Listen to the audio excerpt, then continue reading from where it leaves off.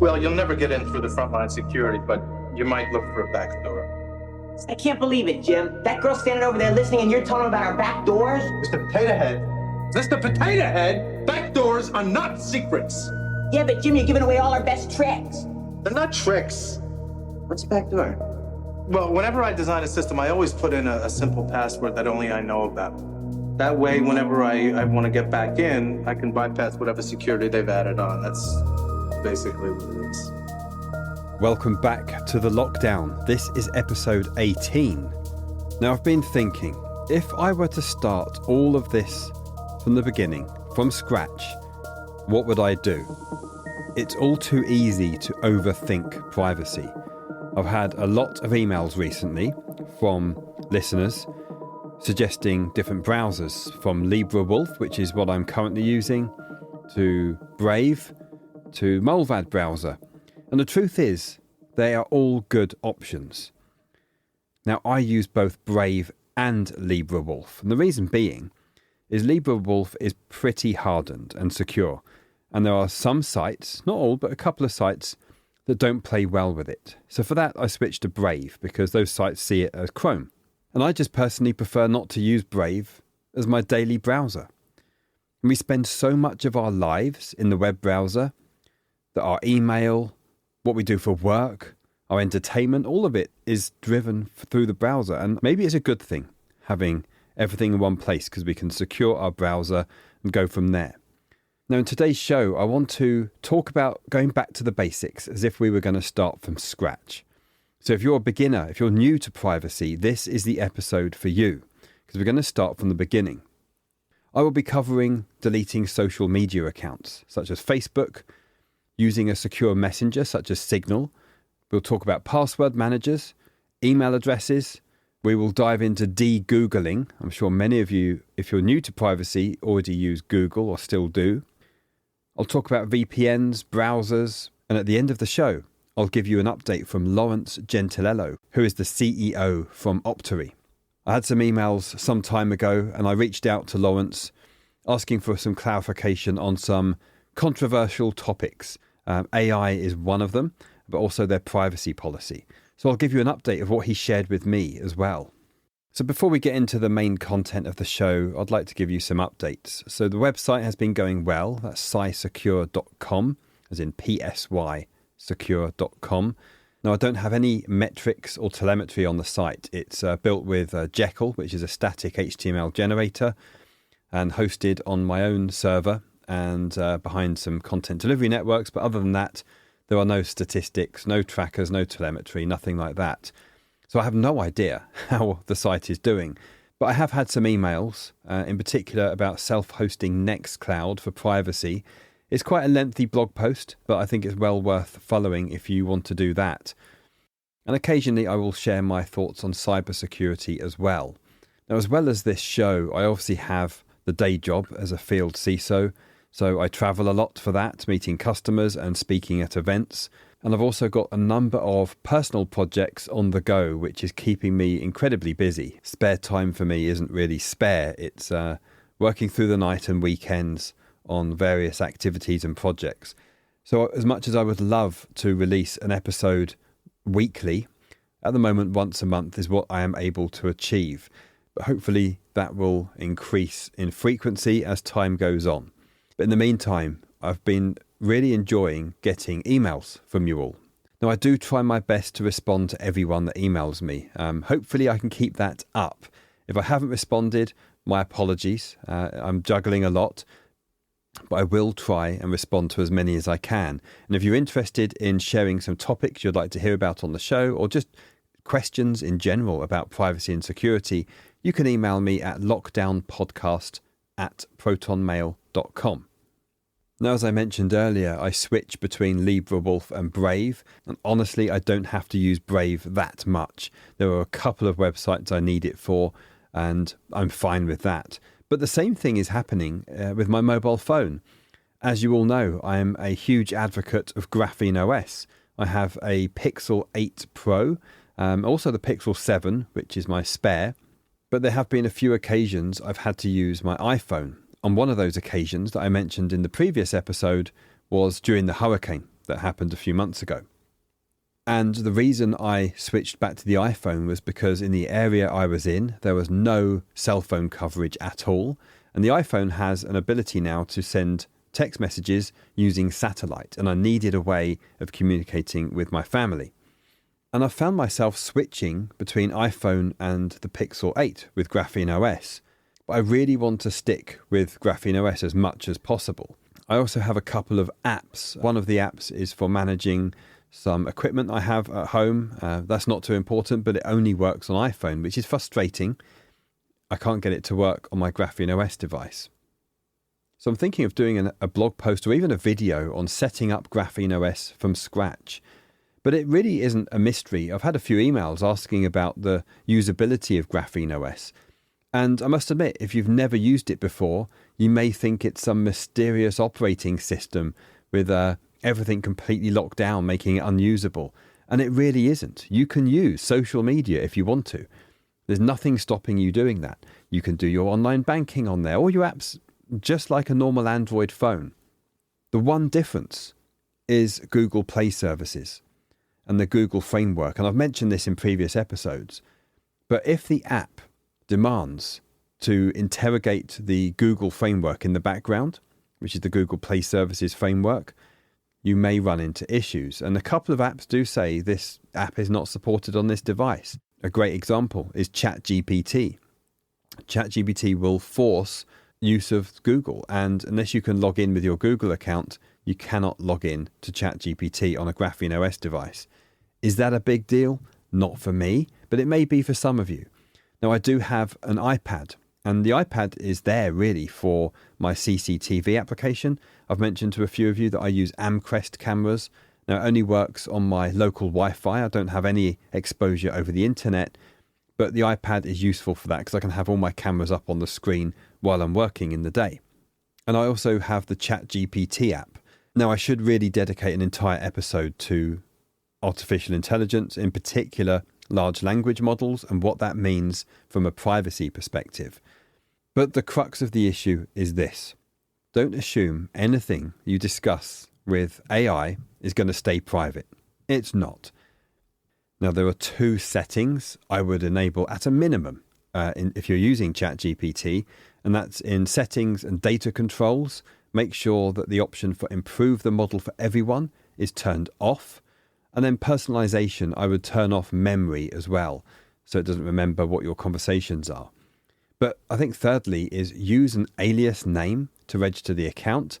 If you're in the United States, I would certainly recommend using a privacy.com card to pay for it if you use one of the paid options. And don't give it anything to do with your real name. Now, will the conversations ever be leaked? Possibly. I don't know. They have had issues in the past. And whether that happens again in the future, you must assume it might. Anyway, on with the show. Now, if I was doing this all over again, where would I start?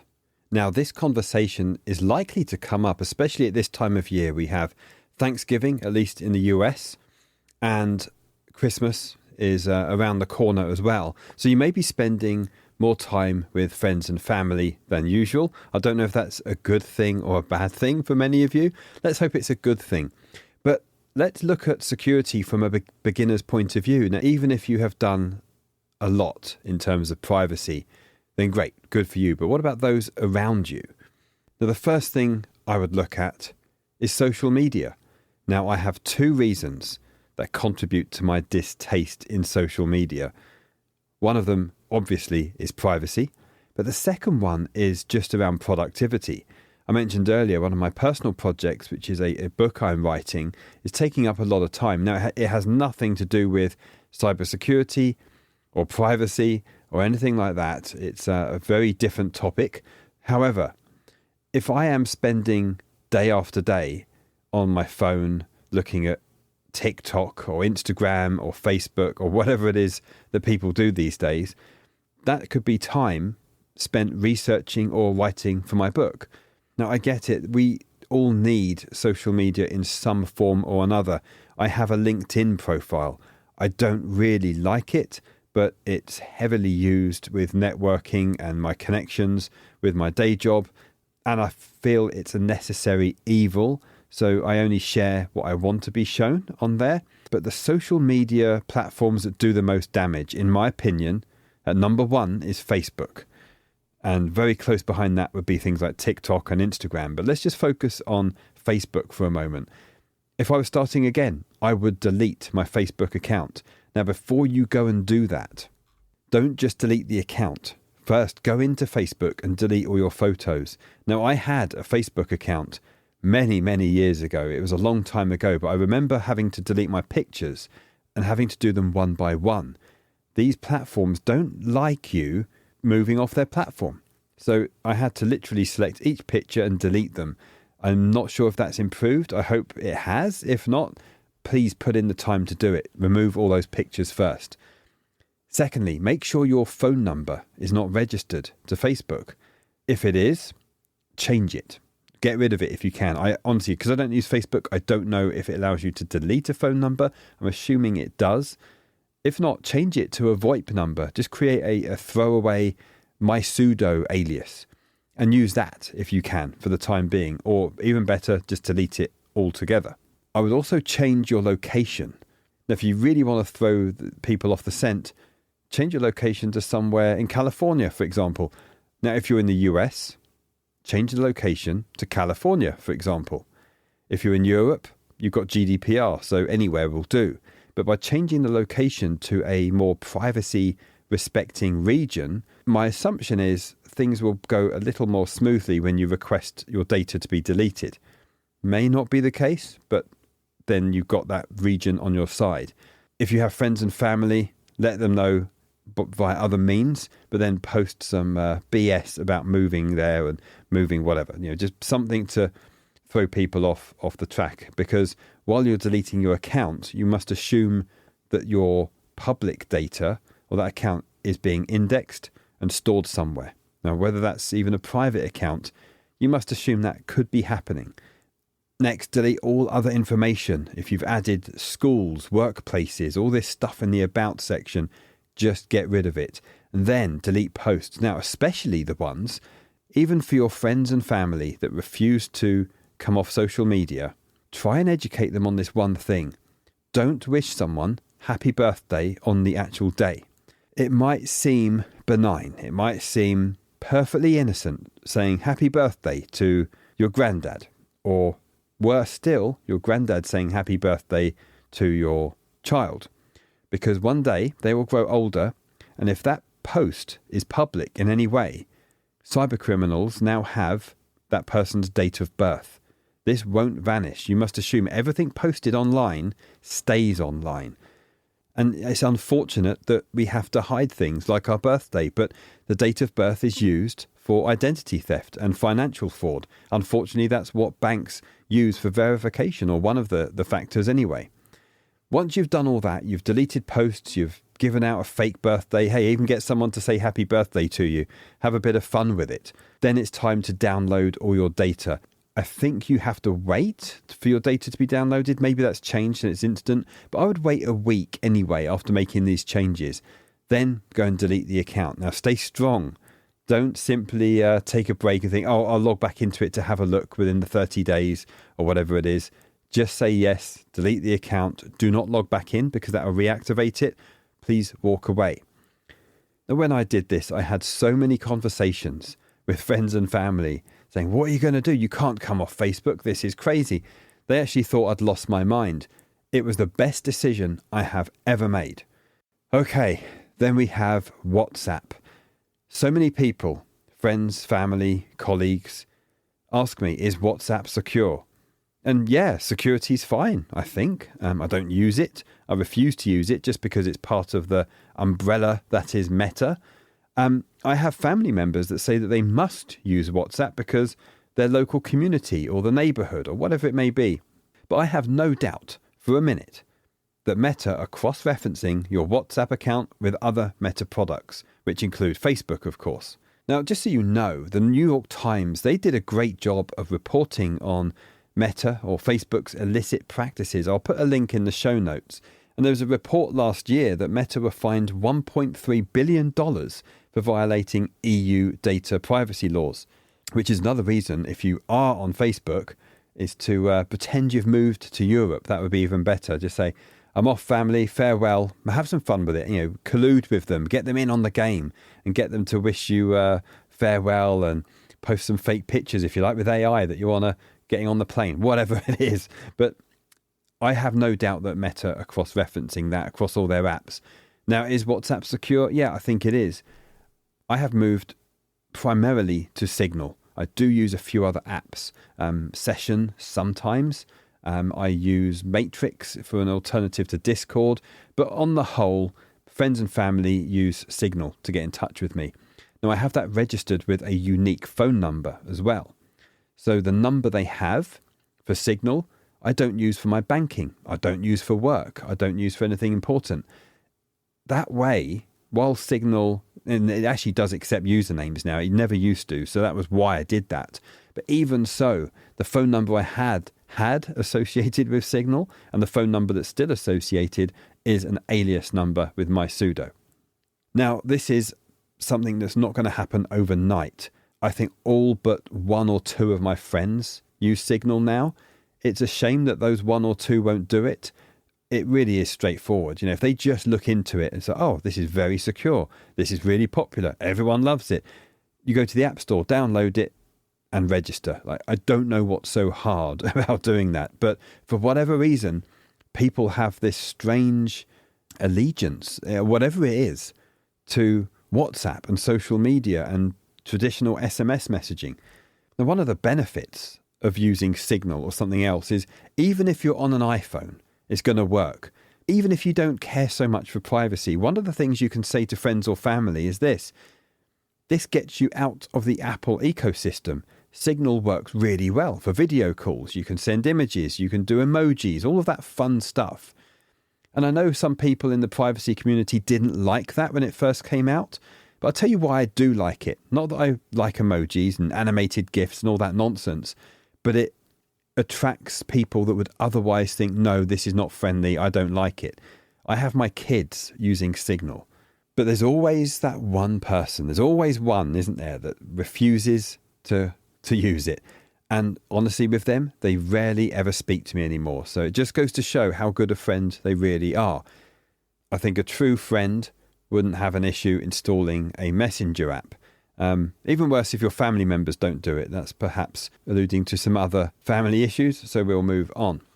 Now, while we're on the subject of Meta, there's some more. Back in 2013, I know it was a long time ago, but they acquired a company called Onavo, who is an Israeli mobile web analytics company, which basically allowed Meta to monitor user activity across various apps, which led to debates over user consent and data privacy.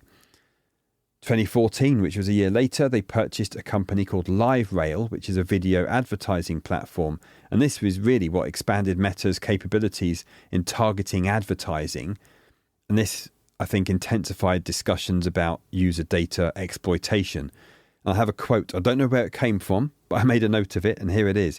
And that is, advertising isn't just about selling products.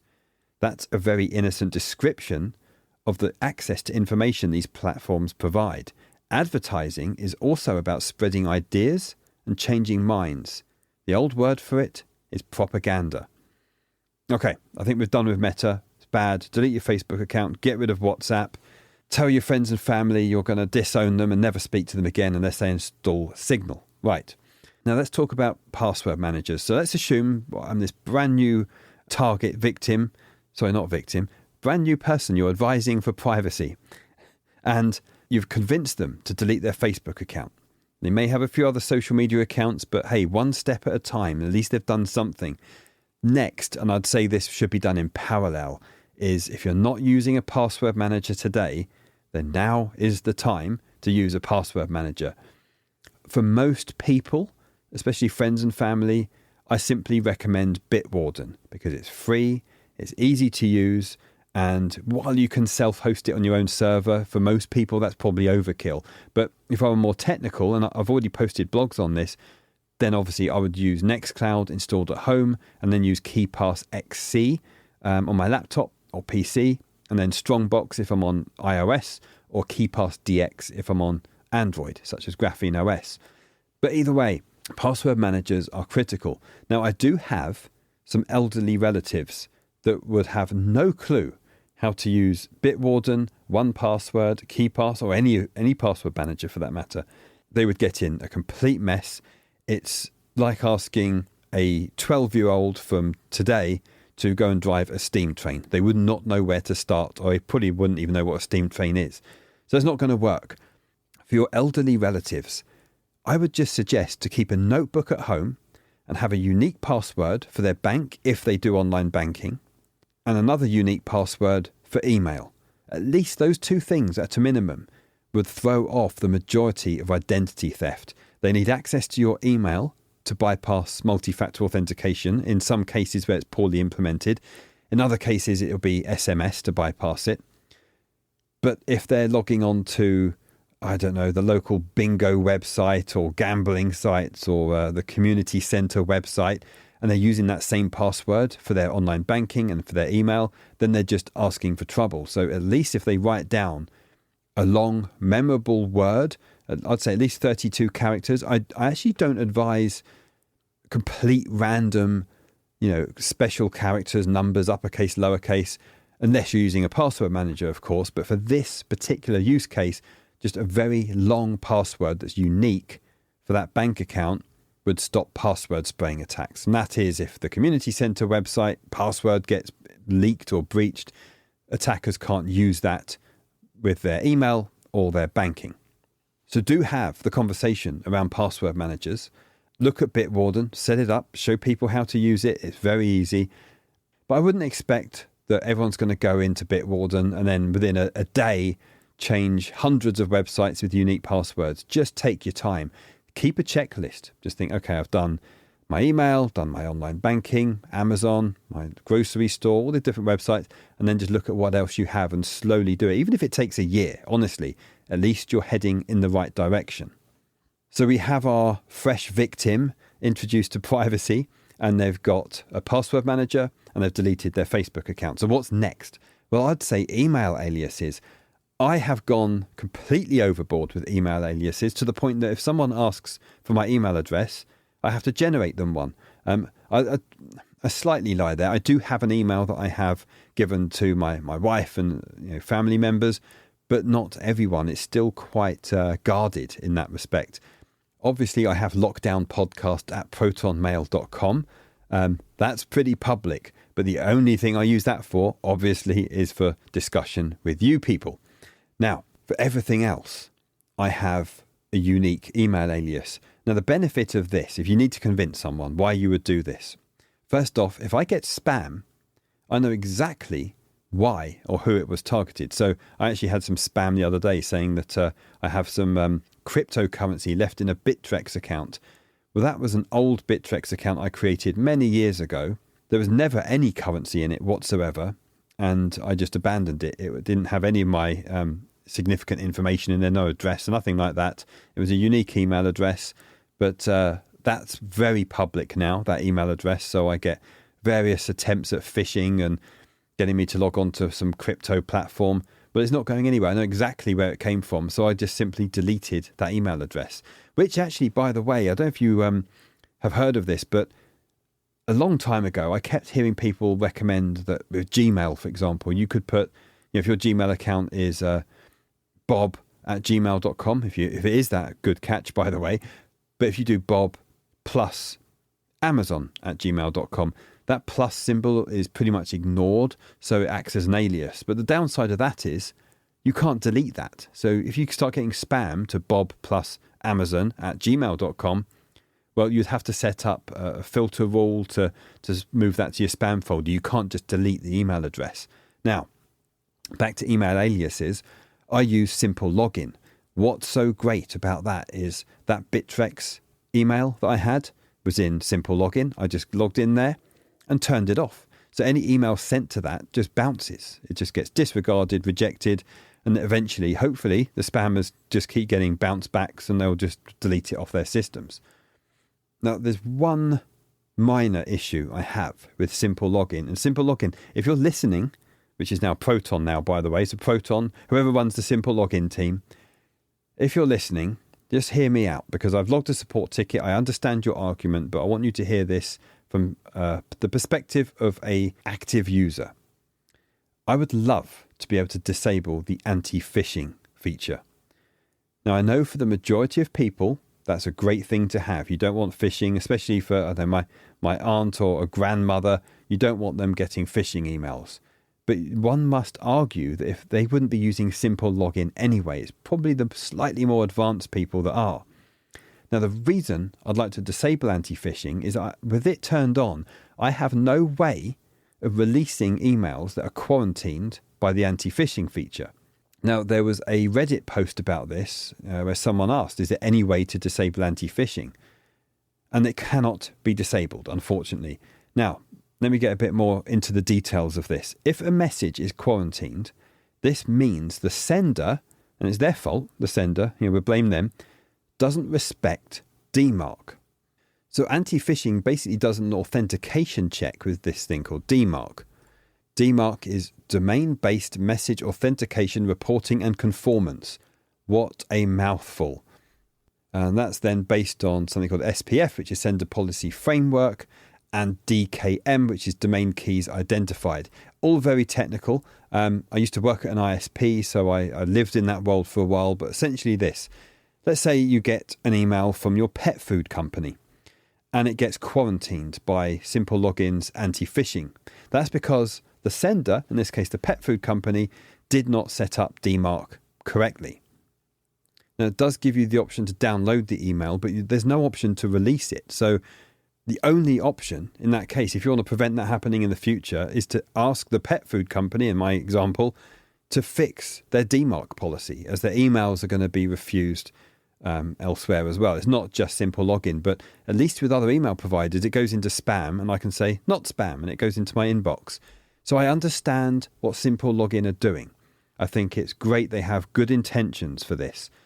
But I would argue that people using Simple Login are probably a bit more technical in the first place. Maybe not. Maybe I'm just off the mark here. I don't know. Let me know what you think. But I reached out to Simple Login and they said, look, contact the sender. They need to update their DMARC setting or fix their SPF DKIM that caused the DMARC failure, and then the emails will get through. All a bit of a pain. But anyway, we were getting a bit too deep there. So back to the basics. We've got social media. We've deleted those accounts. We have a password manager. Your 91-year-old grandmother that has her online banking, where she's written it down in a book. And again, the reason I say that, what is the threat model where someone's going to break into your grandmother's home, look for the book with a password in it, and then know what bank account that is? That is incredibly low. And by the way, this technique that we're implementing here is segmenting our digital lives. We have a unique email for everything. If we want to delete an account, I've actually had some online accounts, nothing important, but it's a forum or something for, I don't know, stock videos or photos, whatever it is. I couldn't delete the account. They provided no option, but I didn't care. It was in an alias name with an alias email, so I deleted it. Now, while I'm on the subject of email aliases, domain names. Oh, I have a problem. I have so many domain names. But this is a good thing. I think I've mentioned in the past, if you go to expireddomains.net, you can look at recently expired domain names. Now, this website is a bit weird. I've created 2 accounts in the past, and neither of them let me log on anymore. I think they are incredibly suspicious who's registering on their site. Either way, you can list domain names that are soon to expire. I'm looking at it now. There's onthebeachpv.com has one backlink. Now, backlinks are where other websites are linking to that domain. That's important if you want to have a domain that is considered trustworthy. Not by us, but by other sites. Another one here is kbdesign.com. The .coms are good ones, by the way, and that has 514 backlinks. So that's one I'd investigate. Now, while I'm recording this episode, I may as well set a brand new account up on expired domains. Okay, so I've gone into expireddomains.net and I've registered again. This is my 3rd account now. I'm sure it won't take them long to grow suspicious of it and delete it. Perhaps it's because it was inactive. I don't know. But I've saved that in KeePass. Now, what I'm looking for when I see an attractive domain name is a number of things. First off, the backlinks. So one of them here, this will probably be gone by the time you listen to this episode, but it's jhsm120.com. It says it's got 2.3 million backlinks. DP, which is domain pop, so the number of backlinks from different domains is 2,000. ABY, so that's the birth year of the domain, so when it was first found on the archive.org was 2012. Then there's a column that says ACR, so that's again archive.org number of crawl results it's had, 66, so there's lots going on there. So then what I would do is also look at archive.org and just see what the site was. Now this particular one, I can see a lot of activity since 2012. I'll just click on the latest one from September 2023, and it seems to be some Chinese chat history on there. And if I go to 2012, yeah, it looks like a Chinese site that was set up. And I can obviously click on any date in between that. So for whatever reason, it looks like a chat transcript. Let me just go, it's in Chinese, so I'm going to actually go into translations. And I've just pasted it into ChatGPT and said, what is this? Can you translate it? And it says, what are the methods to treat epilepsy in children? There are folk remedies. What are the effective remedies for treating epilepsy with traditional Chinese medicine? Blah, blah, blah. So it looks like some sort of traditional Chinese medicine website. So anyway, either way, it has a lot of activity on it. So that's a domain that I would typically look at registering because it's got a lot of activity. No doubt it has a lot of email. And the reason that's important is when you're signing up for some online store, more often than not now, they're doing some validation. Is this a valid email? They do some checks on the email domain. I've actually seen online stores that say you must use gmail.com or Hotmail or a popular provider. I absolutely hate that. I think that should be outlawed. No one should be forcing you to use Gmail. But anyway, if you have an active domain, which especially if it had a business behind it, then it's obviously been emailing for many years and therefore it's not blacklisted, unless it was used for spam, of course. Now, one of the domains I managed to grab a while ago had mail in it. So let's say it was, I don't know, rhinomail.com. So it's great. It was actually used for over 10 years. Lots of emails on there. Very much trusted. I've never had any issues using aliases with that domain. And I'm going down a rabbit hole now. There's another one, Mino Theme or Mino Theme, M-I-N-O, minotheme.com. It's got, you don't need thousands of backlinks, by the way, but this has got 725,000 backlinks. Archive crawl results 20. DP, which was the backlinks from different domains, is 3. So again, a reasonable option worth looking at. I would suggest a .com. And by the way, you don't have to register it on that site. You can just find the domain. Then what I do is go to Namecheap. I have a Namecheap account. Then I register the domain. Now I have, as I said, got a nasty habit of registering domain names when I think they look good. So I'm going to close this now before I get tempted to register any more, because at some point you have to renew them and then it gets quite expensive. And before we move away from emails, because I think this is a really important one, simple login. I use that for junk. So I have my rhinomail.com. I made that up. I don't own that domain. That was just an example. But I have my mail domain name. I have a number of others. So if I'm ever tempted to register on some site, I can use one of my domain names. Now, you could use one of the free domain names that Simple Login give you. However, if you do that and you want to keep it and they end up getting rid of it for whatever reason, then you don't have control over that email address any longer. At least if you use your own domain name, and one day you might decide to move off Simple Login to something else, or perhaps they close the service down, you can simply move that domain to another provider and continue on. And then finally, I also have some unique domain names that I've registered, which I've set up directly in Proton Mail. So as well as my protonmail.com account for my podcast, I have a different account altogether with some custom domain names. And some of their paid plans, you have to upgrade to a different plan depending how many domains you want. But I've done that so I have a unique domain and a unique email for online banking, for example. So any of the emails that I message friends and family, I'm assuming they're going to get picked up by some malware or whatever it may be. That's never going to be associated with my online banking.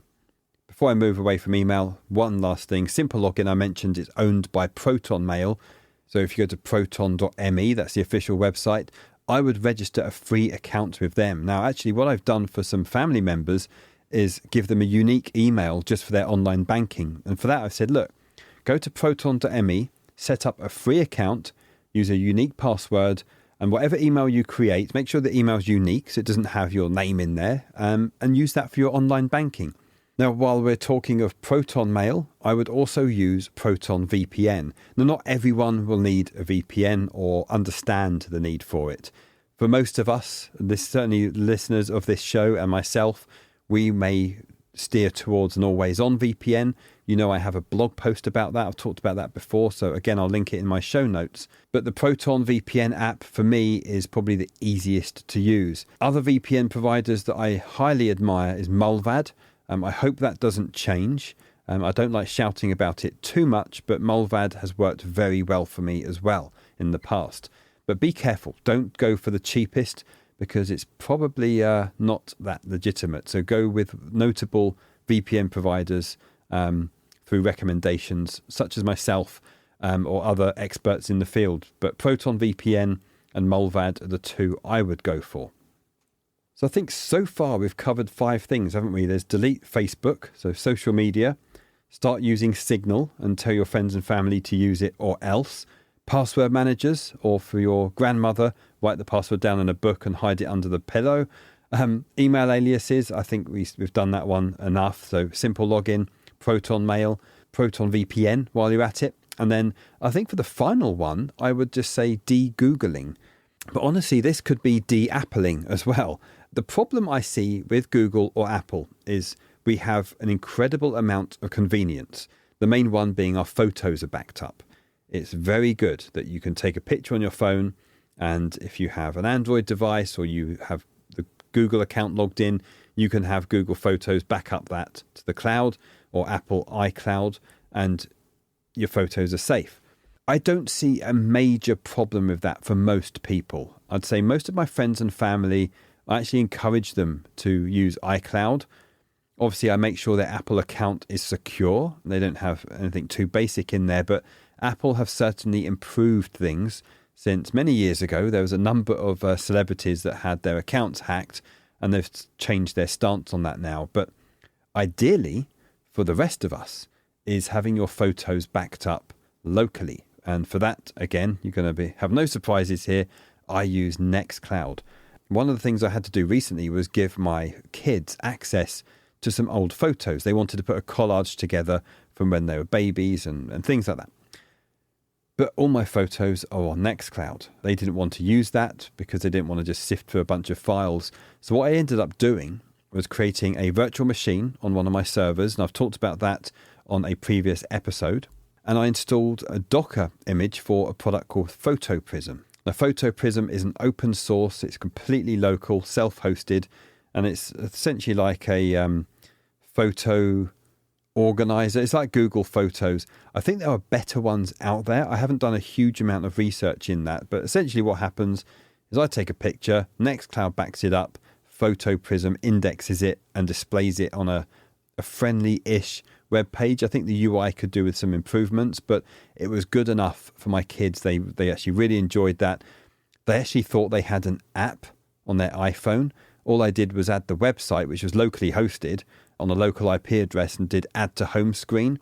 So it appears as an icon on their home screen on their iPhones. They were a bit confused why it didn't work when they left the house, but I had to explain that to them.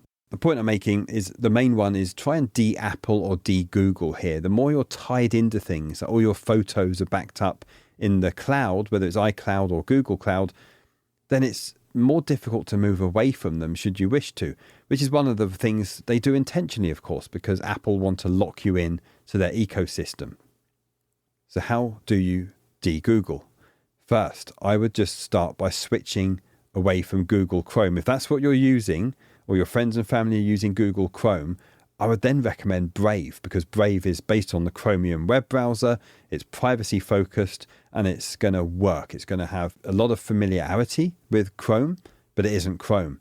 And because of the way it blocks ads and just the way it's set up with the defaults, I think for the majority of people, they'll find it very difficult then to move back to Chrome. They won't like it. I think the experience is better on Brave. Now, for the more adventurous of your friends and family, or for those of you listening that are more technically inclined, I would look at LibreWolf or Mullvad browser, and a good middle ground, I think, is Firefox. I would just say they're all very good. Pick one and go with it. But don't use Google Chrome. I think that should be illegal. Or Edge, that's even worse. No offense to those that are listening that use Edge or Chrome. I just don't think it's the most secure option. And one of the reasons being, and I will talk about this again in a future episode, there are info stealers out there. There's information stealers. So it's malware, a bit like ransomware. It's designed to exfiltrate data, but that's all they do. They look at exfiltrating passwords for your email, your banking, crypto passwords, whatever it may be. And a lot of the attack vectors are targeting Google Chrome as the browser or Edge. So if you use a more hardened and private browser, whether that be Brave or LibreWolf or Mullvad, then I think you're in a good spot. Now, I think that's enough for the immediate basics. I didn't mention privacy.com. Many of you know I'm still a big fan of that. I use it a lot. I did actually reduce the amount I use it because I had some troubles once. But in all the years I've used it, that was just a one-time occasion where there was an issue. I had to change things and I ended up getting into more of a mess. Now, it's been a long time. I was meaning to do this for many episodes and it just kept falling further and down my list of priorities. But I've reached back out to Optory because a number of you have emailed me and asked for some clarification or even shared some concerns on a few things. So I spoke to Lawrence again and had some updates. So I'm going to share that with you now. So one of the questions I had, which I shared with Lawrence, was around their privacy policy. I think the person said they won't sell personal information, but then they saw a bunch of information around Amazon, Google, LinkedIn, Reddit, and even mention of Meta in there. Basically, the bottom line is, unless they're lying, and I really don't believe they are, is Optory do not sell or rent personal information to any third parties for any purpose. They're not a data broker. I trust Optory. I use them myself. I've had Lawrence on a previous episode. I really don't believe they're selling our personal information. And Lawrence also went on to say that Optory uses third-party services known as sub-processors.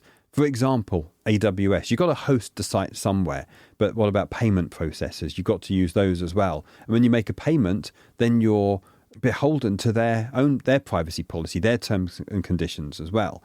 Lawrence actually stated, when you purchase a subscription to Optory, then your email address, your name, city, state are all sent to the credit card processor, which, by the way, and that's Stripe, and by the way, it's why I use privacy.com. Now, Optory also have to send you emails, whether it's for resetting your password or just here's an update on the removals. And they use customer.io. And this may have changed. This is a few months ago, so I'm assuming it's still the same. And customer.io is their email delivery platform. So again, that's another third party they have to use. They're going to get your email address and most likely your name as well. And then I know that Optory advertise on Google and Meta, LinkedIn. And that's actually a good idea. You want to get people that are using Facebook to think more seriously about their privacy. And maybe Optory's, step one for them. And that's a great thing, using a data broker. So I'm not too concerned. There's nothing that rings alarm bells with me personally. But there was one mistake. I believe it was a mistake that Optory made. It was a lack of judgment, is my opinion of it. And they added an AI feature. And I didn't use it, so I couldn't really tell you much about what it does. But they made this an opt-out versus an opt-in feature. In the privacy community, we get so frustrated when we get opted in automatically to things. Like suddenly we're selling all of our data and we have to then opt out. Well, what about that period we didn't notice that? We didn't catch it in time. It could be a year goes by and you realize that all your data is being sold and you have to then opt out. A great example with the government, certainly here in the United States, is there's no federal mandate to freeze everyone's credit agency reports. I think it should be frozen by default, but you have to ask for that after the fact. By default, your credit report is open for anyone to look at. So that's a great example. Now, Optory made the feature opt-out versus opt-in, and that was a mistake, but they realized the mistake, they immediately apologized, and they reversed the course on that. So this is a feature that they're rolling out, I think, to their extended plan customers. Lawrence goes on to say that only a few extended plan customers were affected, and all of the customers were immediately notified and provided with refunds. No Ultimate Core, Free Basic, nor any Optory for Business plan were affected. So that's the official statement from Optory there. They go on to say, while some customers were understandably upset, the vast majority of customers thanked us for the new feature and for immediately apologising and reversing the course on the opt-in. And then finally they go on to say, while we did have some cancellations, those that viewed the situation in a positive light far outweighed those that viewed it negatively. I'll be honest, I think this was just an oversight. Now, one final point they shared was this example of Klarna, which is a shopping and payments platform. Now, Optory said this is used by 150 million people worldwide, just announced that OpenAI is processing 2/3 of their customer service chats. And additionally, there is a proliferation of AI-based data brokers that are using AI to process customer information without permission. And Lawrence goes on to say, I don't think people understand just how ubiquitous AI and OpenAI has become for the processing of people's data. We had a section touching on this in the blog post. I'll include that in the show notes so you can read more about that. But they're right. More and more websites I visit these days have a chatbot appear, and I immediately can tell they're using the APIs behind OpenAI behind it. Now, here's the problem with that, and this is more advice to large enterprises.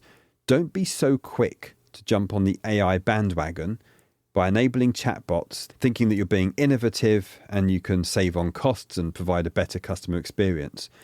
This technology is still very new, and we have seen personal information get leaked through different chats. At the beginning of this podcast, you heard the intro, there could be a back door. Unless this is implemented properly, you need to be absolutely certain that the AI isn't trained on any personal data. If it is, that will get exposed. I think we're just waiting to hear now. Any day we'll hear a big news article that this has happened. And I think Optory make a great point of that. So they're not using it for chat bots and things like that. I don't believe. Maybe I'm wrong. But overall, I think there's no huge concern over Optory. As you know, I had easy opt-outs as well on the show.